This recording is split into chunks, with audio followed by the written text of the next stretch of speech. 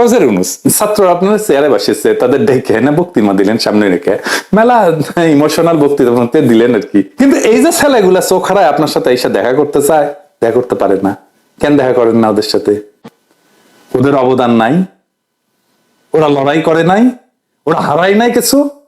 কেন দেখা করেন না তাদের সাথে? না করতেছেন চিকিৎসা, না নিচ্ছেন কোনো খবর। ওর পায়ের বিনিময়ে আপনি ওই চেয়ার অন করছেন, এই ছেলেগুলোর চোখের বিনিময়ে ওই চেয়ারে বসছেন আপনি। আপনারা কেউ গুলি খান নাই, গুলির দুঃখ বুঝবেন না। ঢাকা মেডিকেল নেওয়ার পরে আমাকে অপারেশন করলো, পরের দিনেই অপারেশন করে 3টা গুলি বের করলো।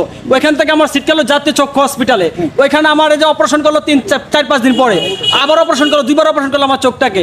2বার অপারেশন করার পরে কেন 8টা গুলি চোখের ভিতরে থাকে যায়? আমি পঙ্গু মানুষ, মানে আমি চলতে পারি, আমার হুইল চেয়ার দিয়ে চলতে হয়, আমার হাতে দেখেন, পা দেখেন, আমাকে এখানে ধরে রাখছে। আমার প্রশ্ন, আমার এখানে আসতে হয়েছে কেন? আমি এই মানুষগুলো নিয়ে এখানে কেন আসতে হয়েছে? সর্বশেষ আমার সাথে অনেক উপদেষ্টার সাথে কথা হয়েছে, তাদের কথা শুনে মনে হচ্ছে আমরা এখানে, এরা গুলি খেয়ে অপরাধ করছে, এরা আহত হয়ে এরা রাস্তায় নেমে অপরাধ করছিল।